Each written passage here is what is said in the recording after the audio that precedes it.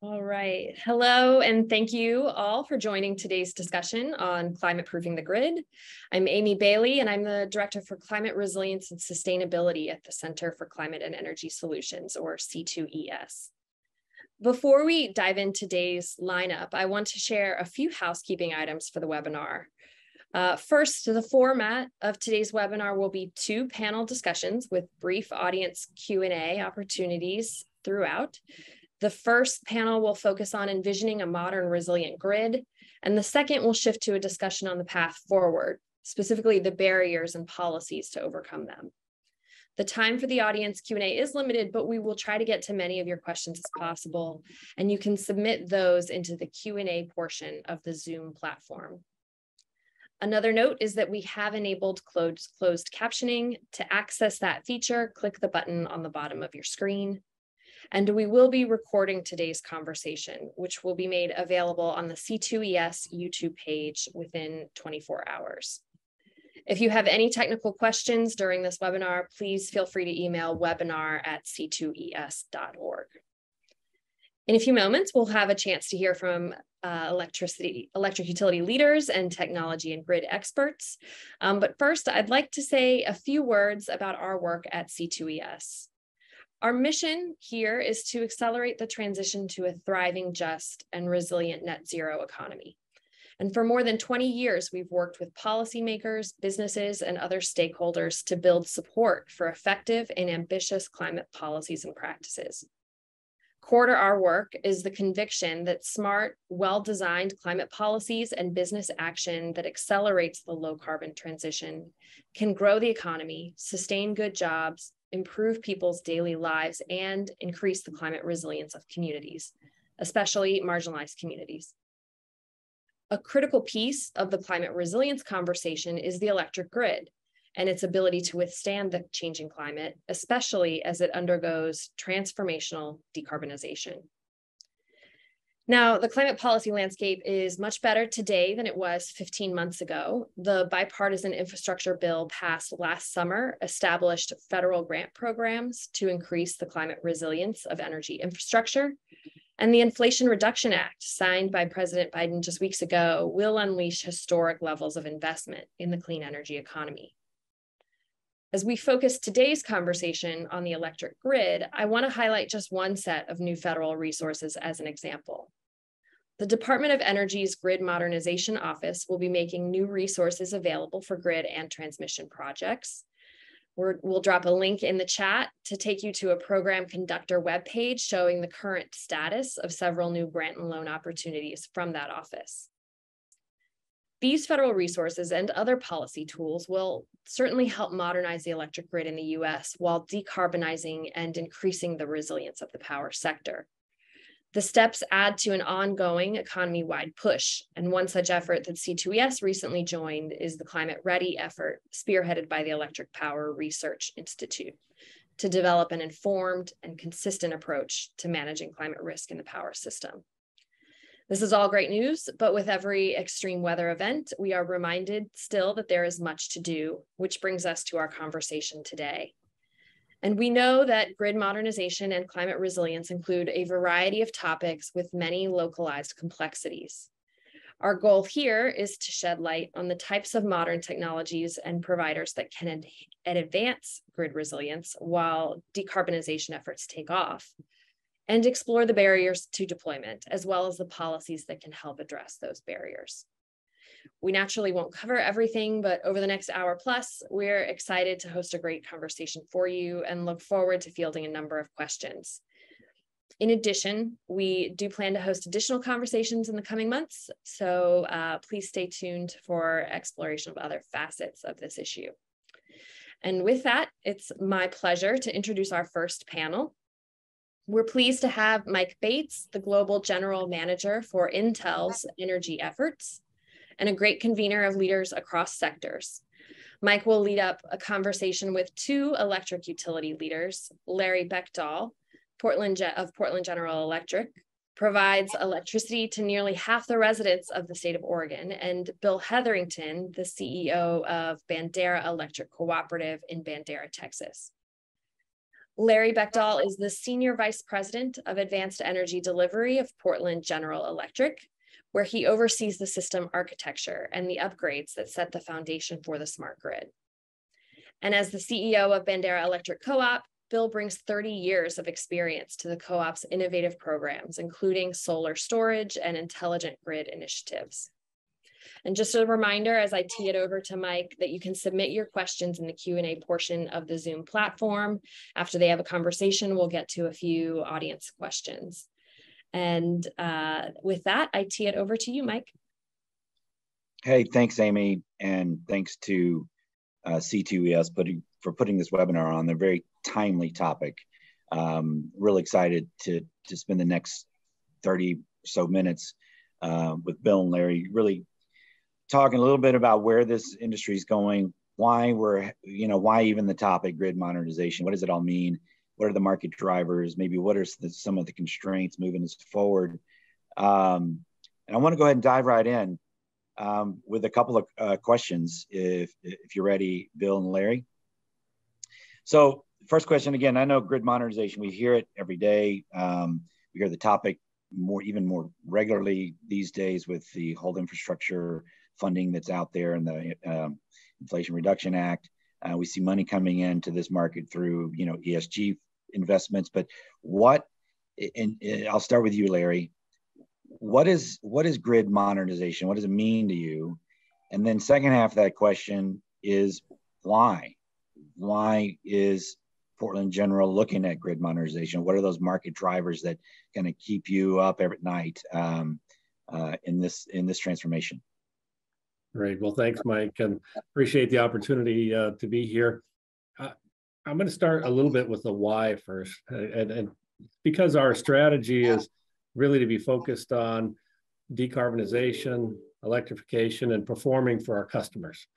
And so as of these last few years, we've all been challenged with the climate change. We've looked at the greenhouse gas impacts. And I want to share a few of the, I guess, experiences we've had of recent. This steps back to Labor Day of 2020. We had a cold front come down from Canada.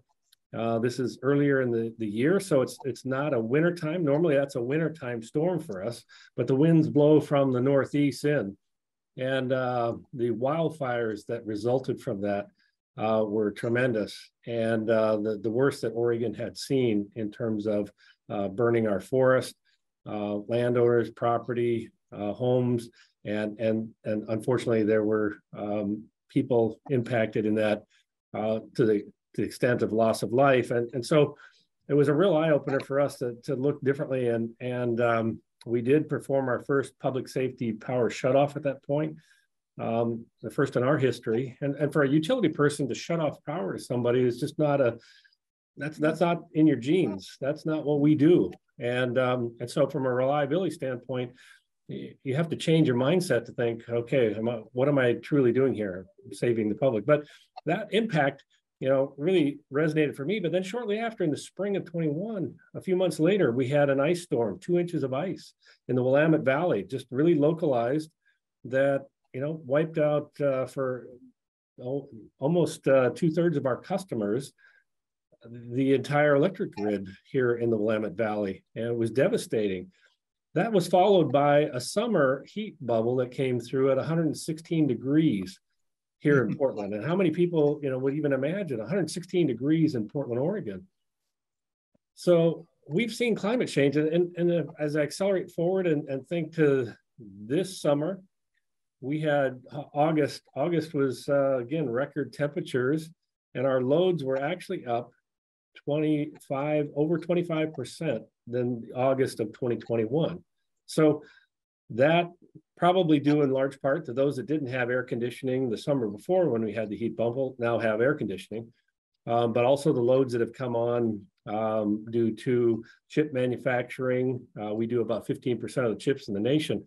And so that temperature driving up many of the loads that we have here in the region. Well, in addition, came Labor Day this year, and we actually did public safety power shutoffs again because we had another cold front, or I should say Canadian front, come down and very similar to 2020 Labor Day. However, the energy of the storm was slightly less. So I share those stories to say it's different. That first one, it was a 1 in 40 year. The second ice storm was a 1 in 50 year. The heat bubble had never happened. And so it's different.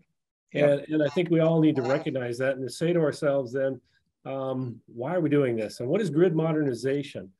And at first, I've been focusing on, as we think about decarbonization, the fact that I believe that what used to be tradition of generation out far, and we have long transmission lines here in the West, and we bring energy into the load centers. And so downtown Portland, for instance, transmission and energy might come from Montana, it might come from Canada, it might come from California. And we bring it here to the Portland area. Well, the future grid modernization is that 25% of that is going to come from the load center itself. And so flexible load, batteries, all the things that we are discussing and thinking about how we operate, but 25% will be in the load. So here we are, a utility of roughly 4,500 megawatts at a peak. You're going to see our targets of 1,600 megawatts of what we call a virtual power plant in the load center by 2030. And so that to me is grid modernization, moving that direction. But it's also hardening of the grid. So we've got to start to now think about how do we weatherize this? How do we, given the climate changes here in the Portland area, when we think about ice, when we think about wildfire, we think about heat, what are the things that we need to do to make it resilient so that our customers, ride through these events and able to keep the commodity that they need up and running at all times. And so that's the real challenge we have to make this a grid that is modern. Yeah, really interesting to hear your comments about, I'm not going to call it a transition to the focus around climate adaptation, but it is definitely something that we're hearing a lot more from our customers. Grid mod in its early stages was around operational efficiencies.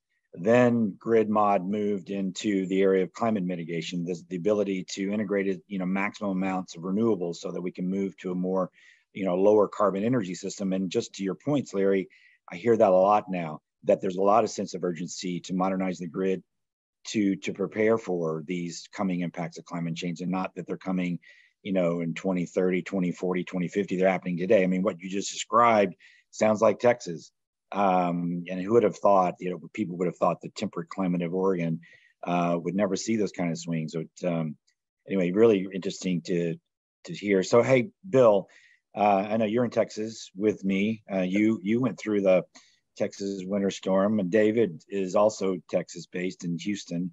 Yes. He went through the challenges there. I know grid modernization is now a topic, actually in our governor race, and who would have thought that it would become the #1 campaign issue that we hear about between the two candidates. So I'd love to hear your thoughts and what you see as grid mod, and then why is Bandera going down this path?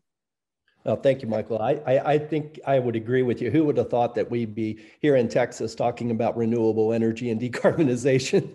But it is the reality. Texas is home to probably, I think we're #1 in wind power generation. I think we're #2 in solar power generation. We'll soon be probably #1 in energy storage on the grid. This summer, we peaked at 81,000 megawatts, and we set 11 peaks during this summer. And we're all used to hot weather here, but what is different about this is that we're continuing to see energy growth, demand growth. But let me, before I jump into kind of what we're doing on the distribution, which I think is going to have a paramount impact, let's talk about on a global sense. Obviously on a global sense, the United States actually in the last decade has done a very good job of reducing CO2, dropping it 22% collectively. But yet globally, CO2 rising about 1.5% a year.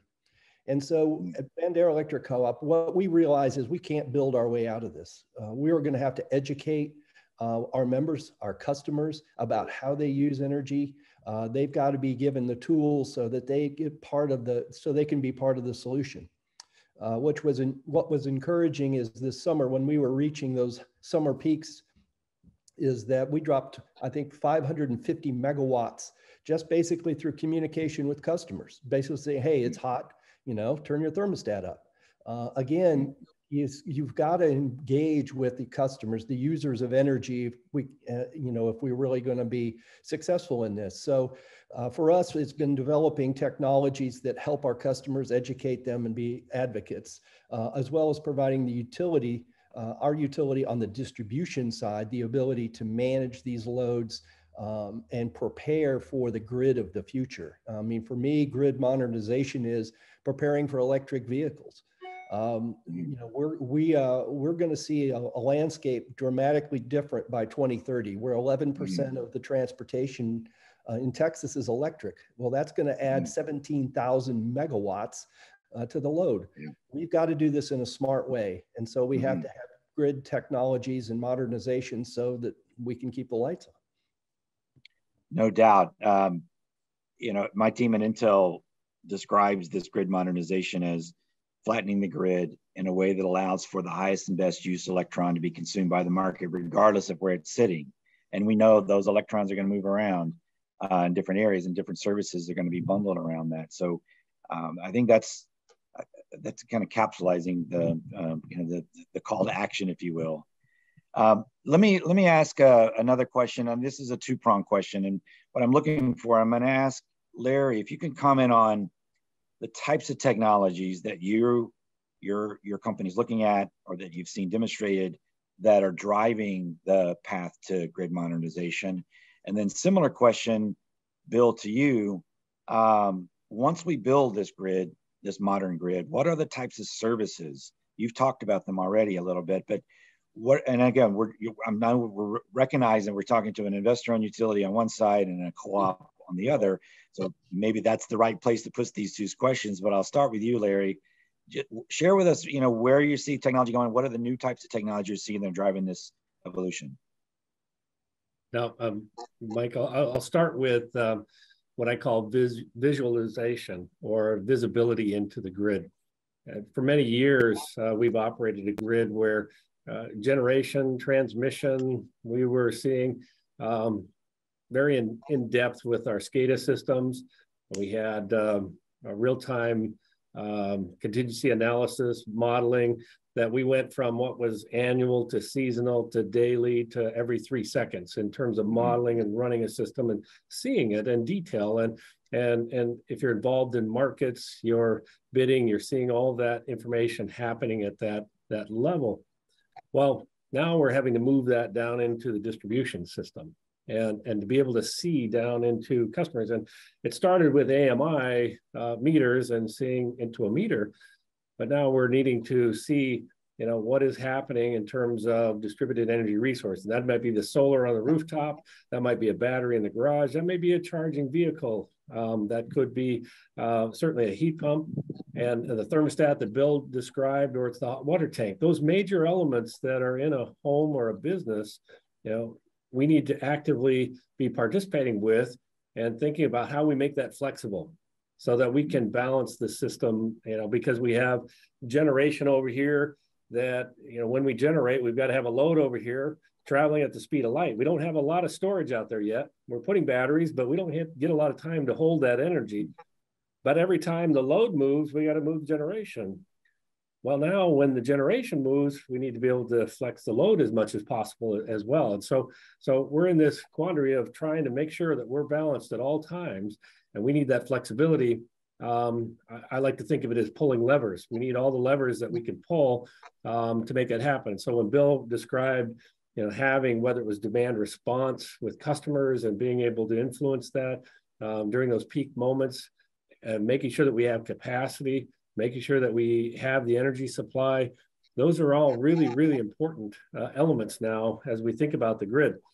And so it takes technology to be able to see into that. What kind of sensors do we have?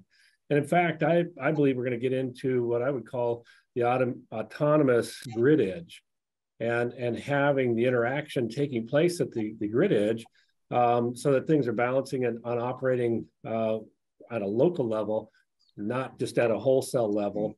that we typically do today. And with that comes analytics. And I'll use an example. I won't mention any company names, but I think many of you are aware of, warehouses where they've got 3 million square feet of warehouse space, and they've got lots and lots of boxes inside. And today they're doing analytics on those packages to determine the best delivery for tomorrow. And every night it's recalibrated, and the robots move the boxes and the packages around to optimize for tomorrow. So you think about the analytics behind that, and you say to yourself, well, what would we do for electric transportation? If you had 1 million cars, and when are they charging? Is that a fleet or is that an individual? But are you able to maximize and optimize the entire system in terms of when it's generating, when it's charging, and making sure that customers aren't impacted, and at the same time, getting the most out of the system that we can, utilizing the capacity we have. So that takes tremendous analytics. It takes sensors.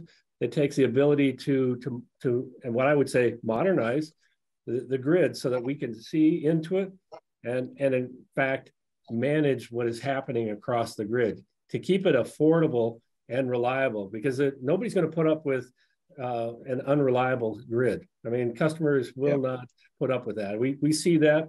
You go one weekend and customers are really upset. You want chaos in a system, you go 2 weekends. And now customers are really upset. So those are the kinds of things I see, visibility and analytics that we've got to bring to the system. Yeah, I love the autonomous control. I'd like to come back when we come back, if we have time before the end to hit that one. I was actually at a conference last week with utilities having that very conversation. Kind of a scary conversation to think about, but I agree with you. That's the direction you're headed. So Bill, I know, I don't mean to put your age out there, but you and I are probably old enough to remember what happened within the telecom space and what happened when that space went through its own transformation. And I think what we saw, one of the things we saw was the companies that built out all that great infrastructure, broadband internet, were not the companies that really drove the profits from that service. Companies like Amazon, Facebook, they took all that great broadband infrastructure and made a bunch of money with it. So what are the utilities need to be thinking about as we build this out in a platform for new services? Well, I think that, I think the good conversation is really the transformation of the utility industry. I mean, I think that's what we have to recognize. We can't think of the utility as it used to be, and I used to work in investor-owned utilities back in the 80s, and I'm old enough to do that. But when I was working at investor-owned utility, it was the meter was the endpoint. Okay, that was it. And it was basically, you're just receiving power from me and I'm sending you a bill every month. In fact, I think we used to call them ratepayers back then. I mean, we didn't even give them the courtesy of calling them a customer or a human. You're just a ratepayer. We have to change that mindset. I think what we're seeing is that there's got to be an engagement at the customer level. We got to talk about energy efficiency. When customers call and say, "Hey, I understand you guys can do solar," I say, "Well, yeah, but let's first understand what your building envelope is." The first thing I'm going to say is you need better windows, because quite frankly, from an economic standpoint, that's what they need to do first. Doesn't make sense to put solar if you keep your windows open all summer. So, again, it's about, first off, we've got to really have education. As far as the technologies and the data, it's got to be at the grid edge. That's where we're going to have an impact. That's where we don't right now have the visibility and the granularity that we need. With almost 2,500 megawatts of rooftop solar in Texas, and we have no idea from day to day how that load's going to be managed or controlled. And guess what? It's not managed or controlled. So we have got to do a better job. I see where the growth is really going to have to be understanding that the distribution grid of tomorrow is really where this transition is going to be. It's going to be at the meter. It's going to be behind the meter. We're now managing and educating our customers on their solar performance. One of the things we've learned over the last 6 years by deploying our technology is that 20% of all solar rooftops don't perform right. They weren't installed correctly. So, it's a real education discussion with the customers. So I believe firmly that the distribution systems and the grid at the edge is where technology is going to have to step up. as Larry said, we're going to need more data. We're going to need to better understand what's going on our distribution system so we can manage the grid in an effective and efficient way. Yeah, totally agree with you.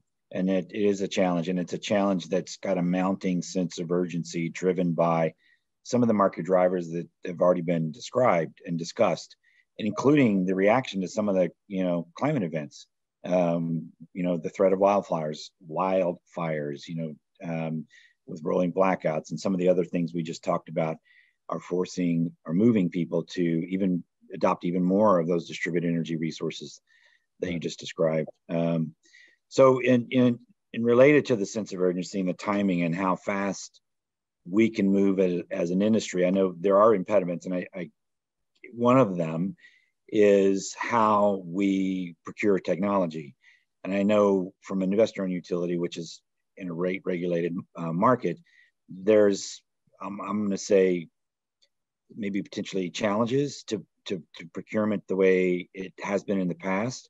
And I'm wondering, Larry, is Portland General looking at other deployment models, like, for example, as a service models where you would expend OPEX money as opposed to CAPEX money as a way to move more quickly, or even pay for performance type models? Is that something that your utility is looking at? Yeah, we are. I would say, in addition, I think many times there is a CAPEX to replace an OPEX. So replacing like for like many times is not in the best interest of customers and utility in this space today. And again, if we're going to advance the technology, and so why am I continuing to maintain something that is older that needs to be replaced? So yeah, we do look for those opportunities. And I think we're in a learning space. Technology is always that challenge. I think we've always looked at large systems. We want that one system that's going to take care of everything that we put in. And I would challenge us to think a little bit differently. We get close to that now with the cloud services and things that we can do in that light. And even in that, those systems now are being recognized as capital and the expenditures associated with that. But just putting in a system and hoping that it does everything is probably not in any utility's best interest right now. Yeah. You really do have to hone in on what is it that that product is going to provide, how quickly can you put it in, and how much of an impact can it have for customers, and really trying to think about how to deploy that and get to scale. Our trouble is we've done lots of pilots, and we do lots of pilots because we don't want to fail. And so how do we build an environment that encourages innovation, make it a process that is quick and fast, get to a decision and decide yes, no, or maybe it's not, your utility is not ready for it, you're going to put it on the shelf. But you've got to walk through that quickly. And usually, sometimes we're our own worst enemies because we've built roadblocks along the way. And that might be through an IT department or a cybersecurity or a finance. And so somebody has a really good idea and lots of hurdles to get through to finally get to an answer. Well, you feel like Sisyphus at times. You're pushing the rock up the hill and you're never making any progress. And so our sense now is, how do we help to streamline that? How do we help those ideas move through and get to a decision quicker? And we'd like to do that in 90 days, but we believe it's a process that needs to happen and happen quickly, instead of that engineer or that ideast who's sitting out there hoping that they're going to get their project to move along. So deploying of this, looking for it. I mean, you've got input, you think about, I'll use EPRI as a good example with the Incubate Energy, or there are those funds like the Energy Impact Partners or the Greentown Labs of the world that are all incubators who are thinking about ideas. How are you bringing that information, a funnel, if you will, into the utility and deciding what is the best options? What are the directions you want to go? And so we're all faced with that right now. And there's no one answer that's going to solve it all. You've really got to work hard and apply the really those employees who have that vision, driving that and moving it forward for customers. That's what I see right now is a real process and a need. We used to do that as utilities. Now I'm going to go back. I mean, I have less hair. You guys are grayer. But that 80s period and 70s, really, utilities did a lot of innovation. We went into the 90s with deregulation, and we said, oh, let's leave it all to the manufacturers. We're just going to be efficient. Let's get really efficient. So here we find ourselves now in this world that's advancing quickly, and we have to rebuild the muscle to say we can be innovative. Yeah, I totally agree. And that is the challenge, I think, is to keep up with this. You know, some people would call it an evolution. I think it's more a revolution now. And utilities are playing a key part in that transition. So before we move over to Q&A, Bill, I'm gonna ask the same question from a member-owned co-op perspective. What are the best practices on terms of deploying these new services, and what are your impediments to moving forward? Oh, great question. I think realistically, the electric cooperatives are in probably a better position just because of the lack, or at least a lighter regulatory environment. We're owned by, of course, our customers. So we're very close to our customers, and we listen to let them drive the need. That's where I say we've really built kind of a service style approach to rate design, where I can develop an EV rate and do it very quickly. And I'm monitoring just the circuit that's monitoring the vehicle. Same with a air conditioning rate. So we've learned a lot. It used to be that, it stopped at the meter and that was it. Now we're behind the meter. Now we have fleets of air conditioners and fleets of water heaters and pool pumps. And so, but it's really about engagement with the customer, and it's engagement as far as helping them understand how they use energy so they can make an informed decision. Then we can establish rates that are priced so that they make the right decision. And we talk about behavior change, and we've learned a lot in technology about behavior change with these things. And with my iWatch that reminds me that it's time to stand up every 5 minutes. But that's called gamification, okay? And it's a social behavioral change, and it works. And so what we have done is we've adopted some of those technologies, some of that approach to how we approach the customer. So here's how energy efficient you were today, and here's what you can do tomorrow. So it's really about that engagement. We see the utilities are in a great spot. Most customers like their utility. They trust their utility. And so I think that what we really need to do is the utilities with their technology partners should elevate that to the Facebooks and the Googles of the world that really understand how to engage with customers. Yeah, no, I agree. And it is going to be an exciting future. I'm really happy to be in it. Who would have ever thought utilities would be a sexy industry, but yeah, it's a place to be right now. Yep. Hey, we're going to switch over to Q&A. We got some really good questions that have been posted on the forum. So thank you for the participants. And the first question I'm going to pose to Larry, because you brought it up, which is intelligent grid edge. And I'll add autonomous control. What can you talk a little bit more? What is that intelligent grid edge? What are the technology components that are there? And in your view, what is the path to autonomous control? Well, I think we're heading in a direction where you got to think which devices can be influenced. And so we started out with things like thermostats. And if you purchased a hot water heater, does it have a standard now that has a connector on it that can be influenced or controlled as well from some sort of transactive information? Inverters, I think, is the next big play here, and making sure that you can communicate with an inverter. Some of the biggest challenges for putting solar on rooftops has been in rural areas on feeders that don't have the protection systems, the visibility to be able to operate safely. Because if you got backflow into a system, you have a fault on a line, it won't interrupt that if it's feeding back into the system. So making sure that an inverter does the right things, but can you communicate with it? I think that's the next big venture that we as utilities are going to move into, is having that insight to be able to influence. Now, if it's autonomous, now what is happening out on the grid? And so if those devices can see, based on good engineering practices of here's what stability on this feeder looks like. And you start to have those devices communicating with each other to help levelize voltage, et cetera. It's much like what a regulator or an LTC has done over the years, but quite frankly, they're not fast enough. And until we get to a solid state that can move faster, we're going to have to replace this in a different way.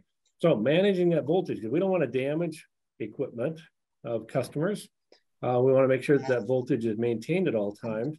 And so having that ability for those devices to communicate and to levelize, that's where autonomous comes in, because now I've got a neighborhood with 6 homes that has electric vehicle on that same transformer. And if we have time of use metering, for instance, or rates, and we all of a sudden say it's 10 p.m. at night, and all 6 of those cars want to charge at 10 p.m., because that's what we'll do, is we'll program our cars to charge at 10 p.m. Well, I really don't care if it happens at 10 p.m. or anytime until 6 a.m. when I want to get in the car and go again. So how do we manage that? How do we allow, a system to choose that customer 1 goes, then 2, then 3, then 4, and balances so that the transformer is not overloaded at that one moment in time. Yeah. Those are the kinds of things that I think about automation that allows the system to operate. Customers don't want to have to think about it. They want it to be plug and play, and they want it to be simple. And so how do we design it? They want to make sure that they're doing the right things, that they're really helping the society, if you will, and contributing towards, decarbonization. But at the same time, we want to make sure that the system, we get the most out of it possibly. And I think that's the challenge. And so autonomous looks like that to me on the edge of the grid, those things happening. And then you're notified at a dispatch center if something's out of line, if something's, starting to move the wrong direction. Yeah, and a related question, Bill, you may have seen this, but after Hurricane Ian went through Florida and did the damage it did, there were stories about a co-op, I think it's called Lee County Co-op. There's a community microgrid there that survived. The microgrid itself survived. Power remained on in that community throughout the storm. Is one of the very few places that occurred. This is a great example of how some of these community microgrids, and for this particular question, community can be anything. It could be a neighborhood, it could be a building, it could be a manufacturing facility where on-site renewables are there primarily for power for the community, but then it's available for the grid. So how do you see, from a co-op perspective, how do you see those community grids being integrated into your longer term strategy? I think that as the grid, the communities, we're all very community based. Electric cooperatives, that's our strong suit. So it's really kind of fits us hand in glove to develop those community resources, whether they're microgrids or solar facilities. And that's one thing. We as utilities and co-ops can do that. The real challenge comes behind the meter. The real challenge comes with EVs and DER. And, I'll say, during Winter Storm Uri, as I think we had 250 people died. They froze to death in Texas. Which is just, it shouldn't happen in a westernized world. So technologies, back to Larry's point, where I view and hope we can get to is an autonomous situation where the grid's smart enough to turn off stuff but not turn off the water, not turn off the heat in the winter, not turn off the water so pipes freeze, keep those on, but turn everything else off.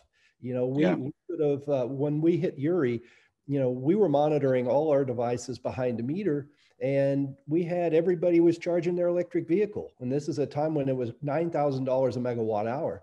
We literally had to contact all of our EV customers and say, please do not charge your vehicle right now.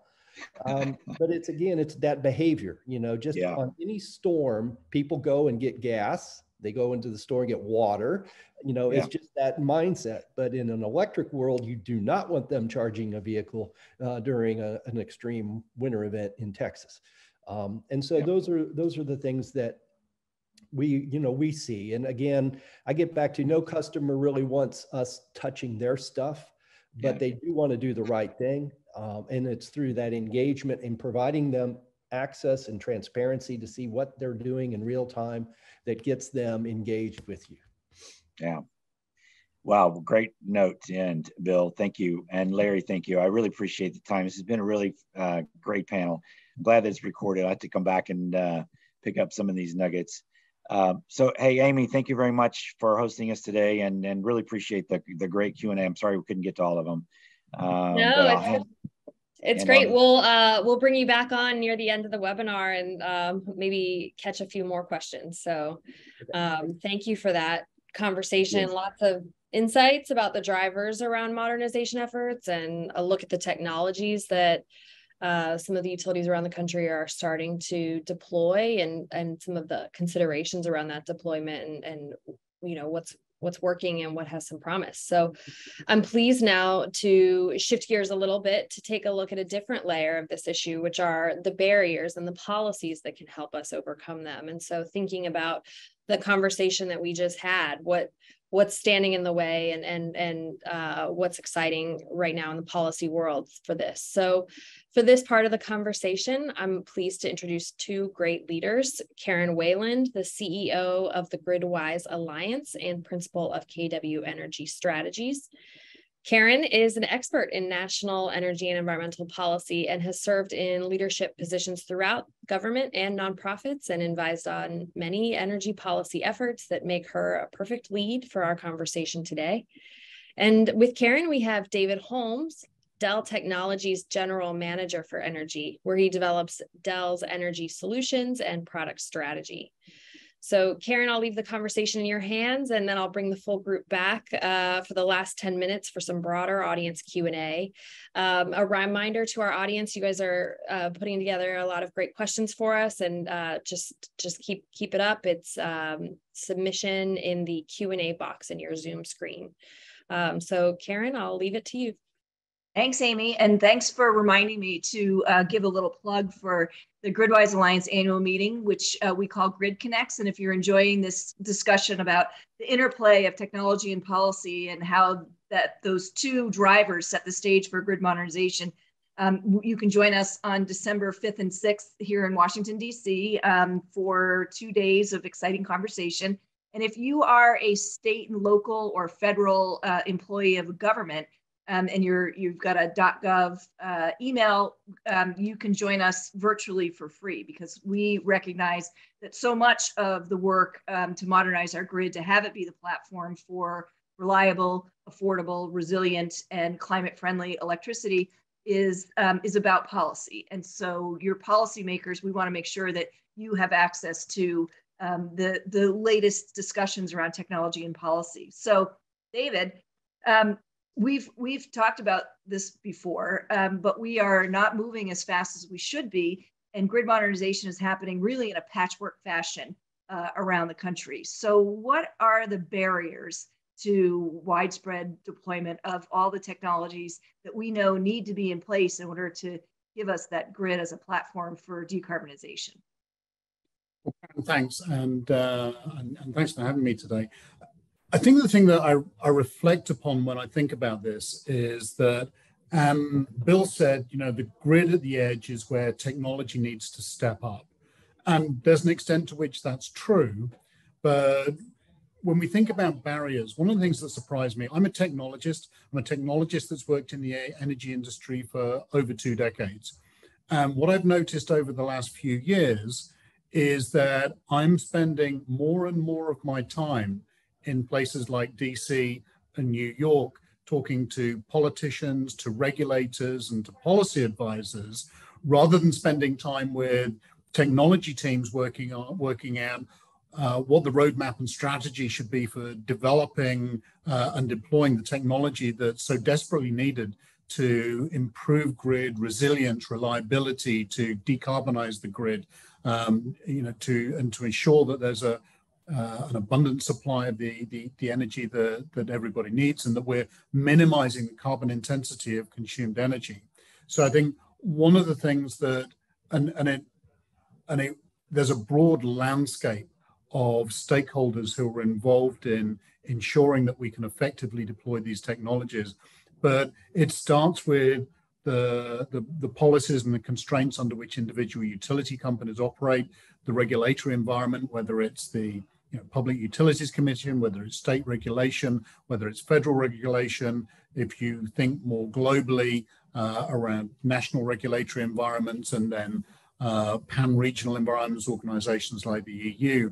And one of the things I constantly hear from executives of companies that I work with is that a lack of predictability and consistency of the regulatory environment makes it challenging to make the investment decisions that are needed, investment decisions that are going to play out over multiple decades in the future. And so a good starting point for me is how we manage the regulatory environment, how we ensure some consistency, and how we create incentives for people to be able to make the investments we need to deliver the changes that are required. And so do you think those incentives are, that we are having a better evolving understanding of the kinds of incentives that will help drive the deployment of technology, or do we still have a lot of work to do to figure out the right bucket of incentives? And I think it's a bit of both. If you look at some of what was in the Infrastructure Investment in Jobs Act, if you look at what's in the Inflation Reduction Act, thinking specifically about the US, clearly there's a lot there that's nudging people in the right direction. But I do think there's work to be done to align us, from a state, government, and global perspective on how some of these technologies can be deployed and how we make more rapid progress to be able to take advantage of some of the technologies that already exist. I'll absolutely concede that it's a work in progress. There are technologies that are needed to deliver the kind of environment that Bill alluded to, but there's a lot of technology that exists today that could be deployed and taken advantage of if we can see our way to squaring away some of the regulatory challenges.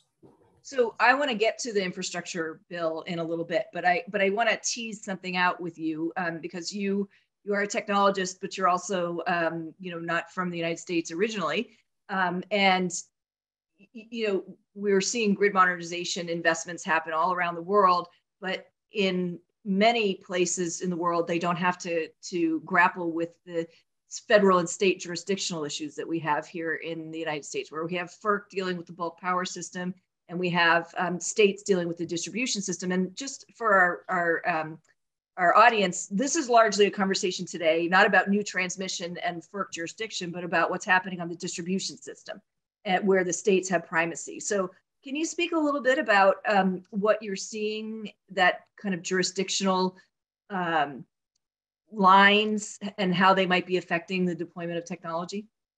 Yeah, absolutely. And I think it's fair to say that there aren't very many countries I've visited that look jealously upon the environment that utility companies have to operate on in America.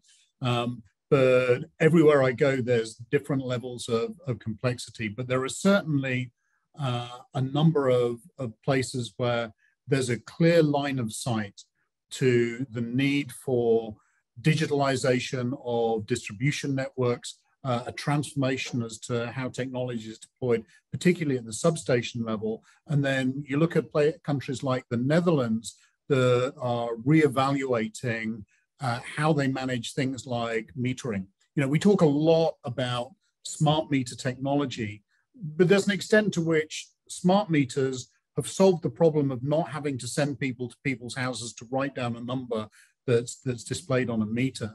And there's a much larger opportunity. We talk about this balance between how we involve energy consumers in the allocation of energy resources when the grid is under duress. And if you think about that particular challenge, people get very angry and upset when we use techniques like load shedding and just shut off whole communities. But strangely, people get equally upset when we say, well, to avoid that, we're putting your thermostat up automatically to 73 degrees. And we need to engage in a dialogue as to how we manage some of those difficult decisions that we need to be able to make. Again, thinking, and this is a challenge that's faced faced globally, but thinking about how we can deal with increasing numbers of extreme weather events and having to have greater levels of granularity as to how we allocate energy resources and how we manage devices. So to come back to your question, I think the US is unique, but I think other countries have their own particular challenges, but it's really exciting to see how some countries are responding to the need to deploy digitalization and transformation to how they're operating their energy grids. And clearly, when you visit places like Europe, energy security is absolutely top of mind at the moment. So I think it might have been Larry who talked about, is the first thing to talk to consumers about, should it be the solar panels on their roof, or should it be whether their windows are insulated? And that's a critical aspect, is before we worry about how we're going to massively increase the energy supply, let's make sure that we're using every electron as efficiently as we possibly can.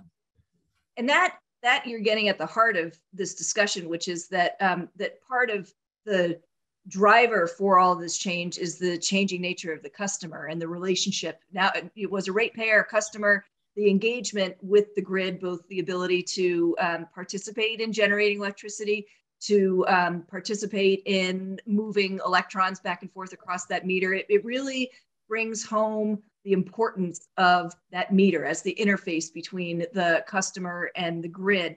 And when we talk about some of the barriers, I think a lot about how that advanced meter infrastructure, the AMI, is really the foundational building block of a modern grid. And yet we have some places like New England, there are states in New England that have only 22% of the customers connected to the grid with a smart meter, versus where I had just moved from Nevada, it was in the 90%, Washington, D.C. is in the 90%.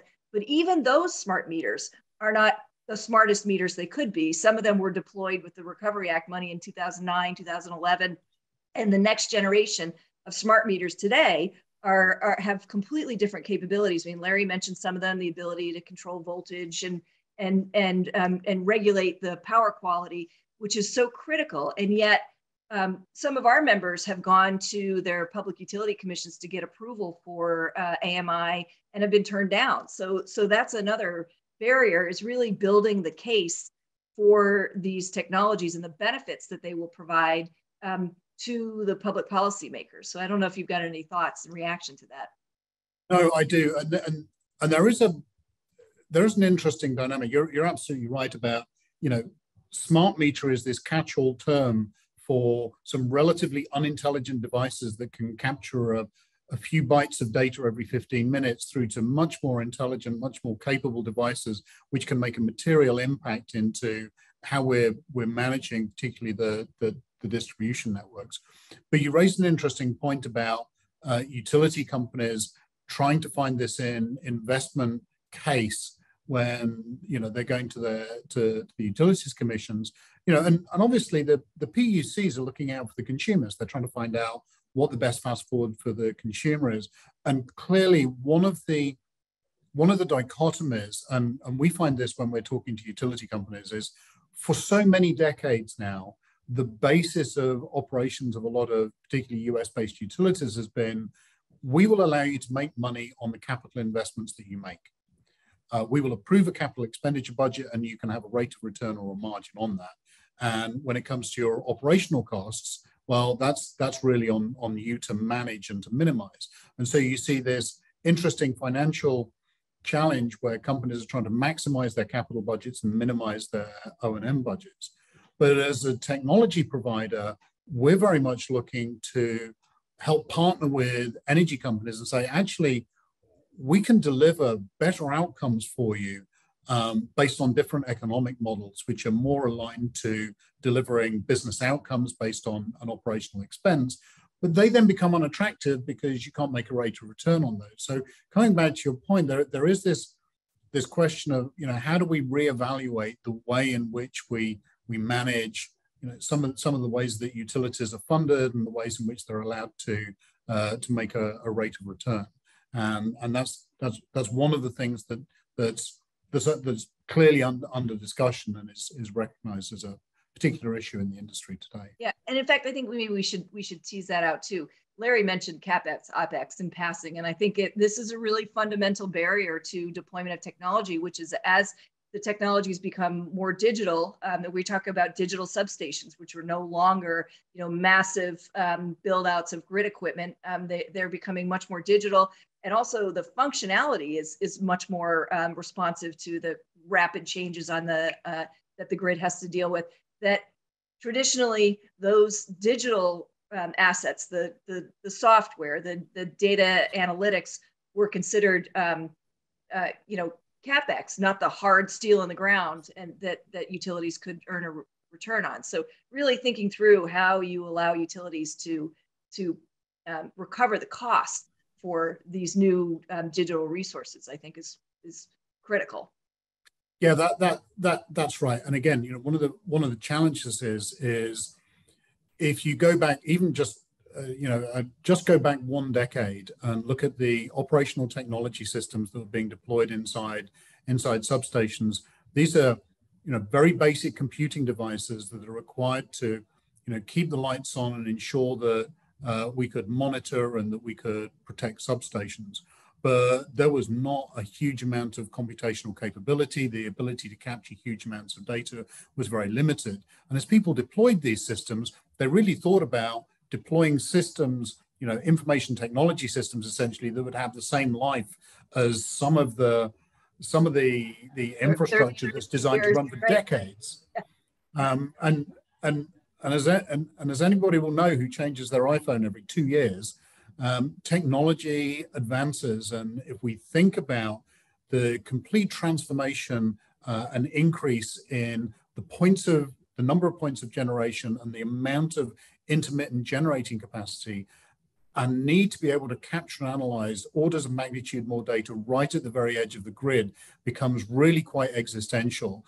And that's not going to be achievable using technology that's 10 years old, that's not set to be refreshed for a number of years. And so one of the things that I think is really important is the industry needs to think about how it's managing the life cycle of its operational technology systems. And it's never a Zoom webinar until your dog joins. Yeah, and that is one of the big dichotomies. How can we accelerate the rate in which we're deploying this technology? How can we ensure that as we build more of this intermittent generating capacity, and the grid works just fine. If you've got 10-15% solar, wind, it's really relatively straightforward. But as it becomes 30, 40, 50, 60%, you'll need to be able to balance the distribution of that energy to control the points of generation. You look at California, where they had to curtail a significant amount of their solar generating capacity because they didn't have anywhere to send the electrons. And we need solutions exist to be able to solve those problems and to create the load to balance demand and supply. And, we did mention the infrastructure bill. We may not have time to deep dive into the funding, but it's worth noting that Congress expanded significantly the definition of smart grid and added a whole new set of grid components that can be funded with this money. So, 15 years after the Recovery Act, we needed to address the changes in technology to make sure that DOE would be able to fund those. What we hope is that list of kind of new technologies permeates down to the state level, and the PUC start looking at that list of technologies, with an eye towards making sure that there's widespread deployment. We have some good questions coming in from the audience, so let's turn to those right now. For you, how much of our technology challenges are rooted in better data management? How systems integrate and share data to enable greater analysis and insights? It seems like this is a root issue right now, along with quality data. It really is. So data management is critically important, but we need to understand where the data should be captured, where it needs to be analyzed, processed, and where we make decisions, and then which data we actually need to maintain and sustain into the future. So, you think about it, if we change from smart meters that generate 160 bytes of data every 15 minutes to meters that do 32 kilohertz sampling, it's millions of times orders more data. And that's a huge challenge. And we're not going to capture all of that data and send it all off somewhere, but we are going to be able to process a lot of it locally at the meter. We're going to be able to send a big proportion of that to the local substation for integration with grid connected systems. And some part of that is going to feed into advanced distribution management systems. But the idea of managing kind of data provenance, auditability, a complete reevaluation of how we do grid emissions factors is going to be incredibly important to effectively delivering the grid of the future. Great. Okay. Another question. Historically, the industry has been reactive. What gaps need to be closed to help utilities be as proactive with these challenges as they would like to be? Well, for that, we need a 3-day webinar, I think. Or you can come to Grid.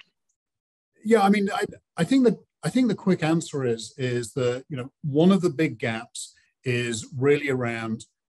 I guess I'll pick two things quickly. One is substation digitalization is changing the way that we're operating substations to take advantage of much more contemporary operational technology that's available. And then the second is really the integration of points of consumption into the grid, thinking about how can we connect smart homes, potentially with their own generating capacity, what I refer to as nanogrids. How can we grid integrate those devices into the grid so we can really take advantage of storage, of consumer generation, of points of consumption, electric vehicles, and use those as assets as well as liabilities or just pure consumers of energy. So I think we have one more question. We'll type one more question. And this is around the idea that so much of the work in managing the grid is happening at the state level. One of our audience members asked, what are your top 1 or 2 tasks that you think need to be done to align the utility, state, and federal policies to stimulate the efforts and investments needed to address the climate-driven challenges to the grid? 1 or 2. Karen? I'll turn that question back to you. I mean, it's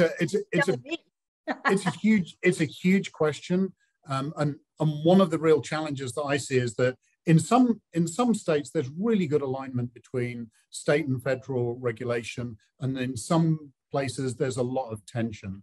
And I think somehow we need to find a way of taking some of the tension out of those relationships and aligning against a common set of goals. The reality is that whichever state you're in, grid modernization, resilience, reliability is core to human progress and human advancement. And there are some basic principles that we ought to be able to align upon in order to move forwards.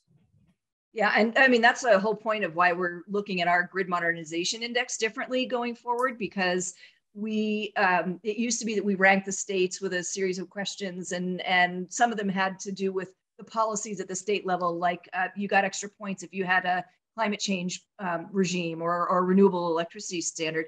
But what we realized is that it doesn't matter whether you as a state, if policymakers have adopted climate policies, because this is coming at you whether you have programs around electric vehicles or not. I mean, if you look at the goals of the auto manufacturers, they plan to turn 50% of their product line into EVs within the next few years. And so whether you are planning for it or not, it's happening. And so we're really thinking differently about how we can provide insights to the states about their progress on grid modernization based on all the things that are coming at state governments in terms of the technologies and the customer desires for change as well. So yeah, and the stat that blows my mind is that if you look at what Ford are doing with the F-150 Lightning, they're going to deploy more energy storage capability across mainland United States than the sum of all energy storage by all electric utilities in America.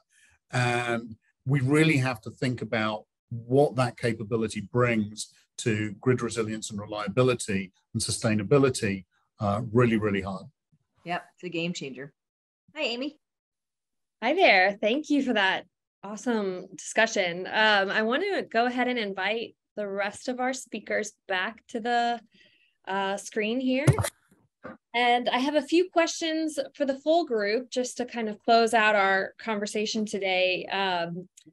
I want to kind of ask you all what you're thinking about, affordability of all of these things, and especially from the perspective of the consumer. So how does that as a kind of a motivator or guardrail kind of determine which types of technologies you're deploying first or which ones you're waiting for later on?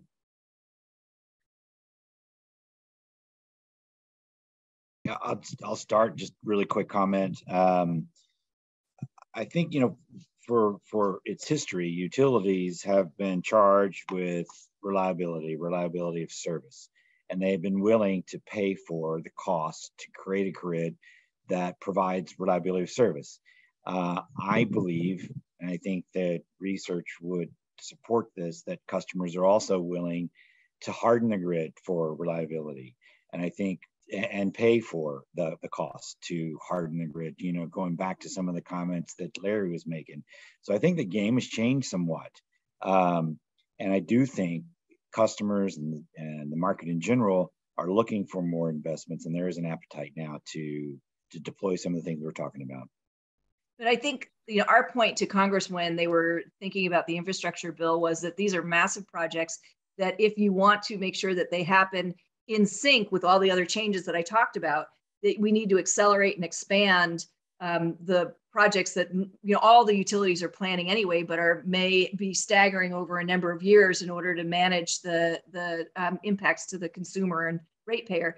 And we are hoping that this massive influx of federal money will help de-risk some of the decisions that the state policymakers have to make and the utilities have to make about these investments, because it'll take a little bit of the burden off the ratepayer.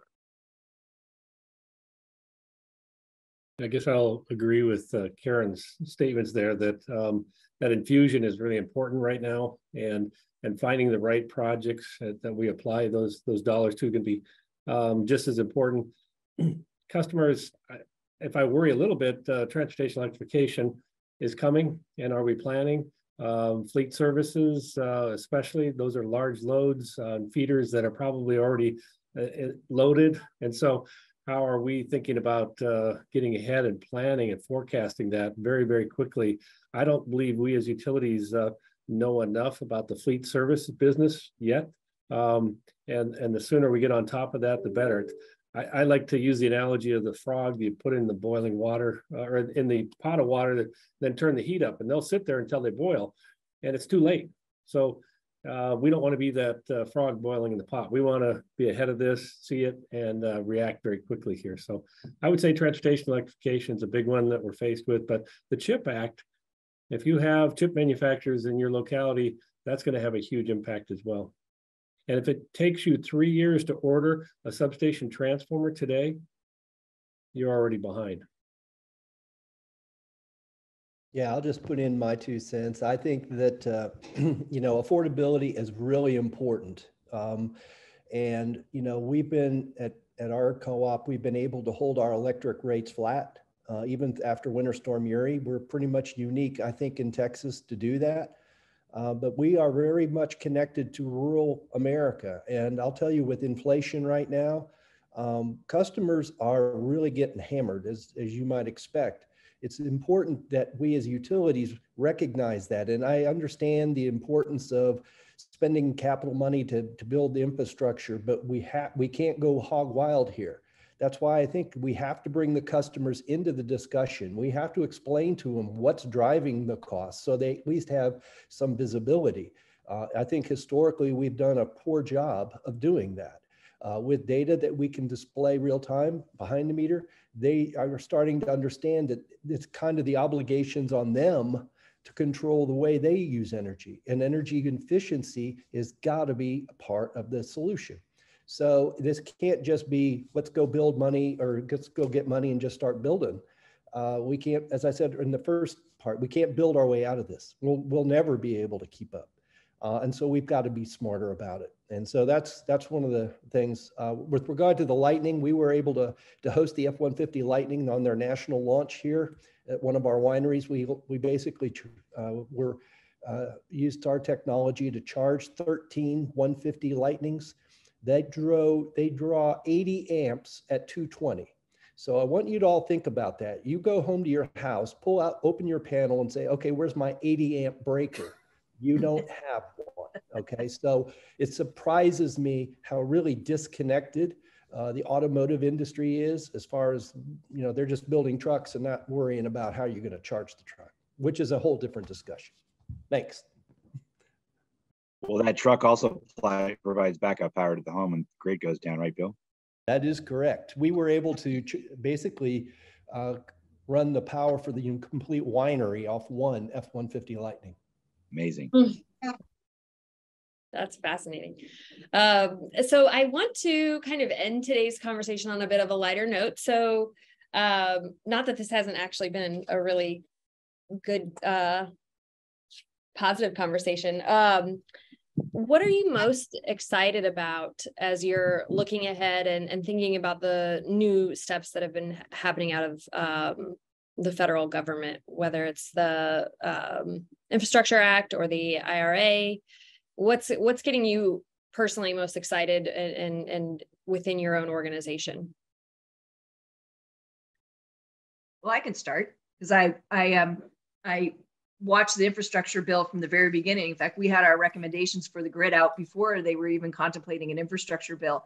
And what I'm really excited about is the recognition of this growing convergence between the grid and communications. And it's not that the grid functioned without communication networks beforehand, but we're now seeing this recognition that high-speed broadband, whether it's wireless or wire, is critical to a modern grid, and that there might be the ability to leverage those communication networks to provide greater access to high-speed broadband to consumers as well, which means we can pull all of our consumers into the 21st century with the access to this economy that is so based on high-speed internet access. And so I think there's a really interesting play here for utilities who, unlike the telecom industry, have an obligation to serve. They have an obligation to serve all of their customers, always have.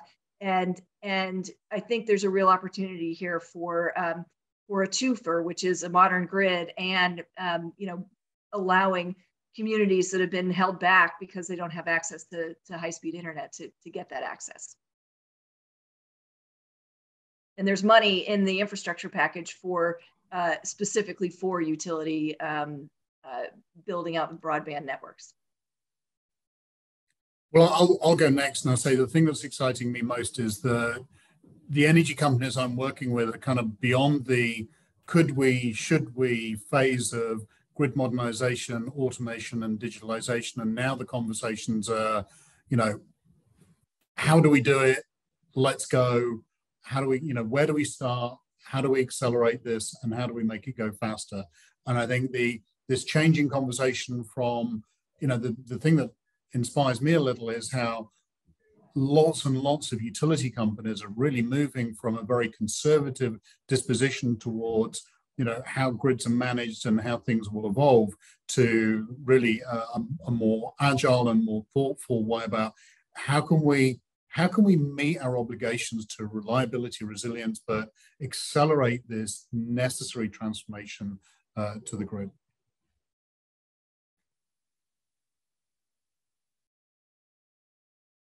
I think that's well said, David. And I think what I'm excited, again, we'll see how the federal dollars roll out, and hopefully we can figure out how to best deploy those over this next 5 years. And there's a real opportunity for us to make a difference in our industry, something that we haven't done for a century. So I think this is really the time and the place that we have that opportunity. I also want to just acknowledge that there's an awful lot of other partners interested in participating with us. And so how do we take advantage of that? How do we make sure that those partnerships are put to good use? Because there's a lot of very, very, I'll say, talented individuals out there who can really contribute to the needs that we have.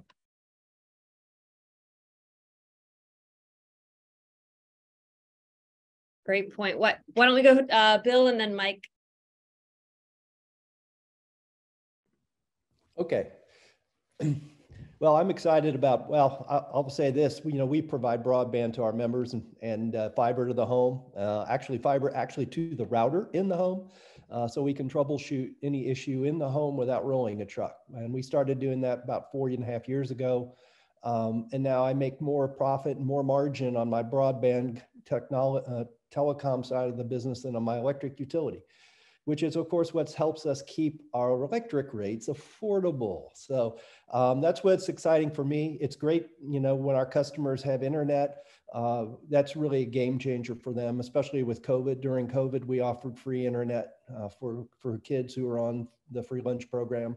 So again, it gets back to what it's exciting for me is really providing that essential service to your customer that they rely on. And and I think that the funding coming out of the government will help us both on the broadband side as well as the electric utility infrastructure side is going to be a big enabler to allow us to provide those services that are needed.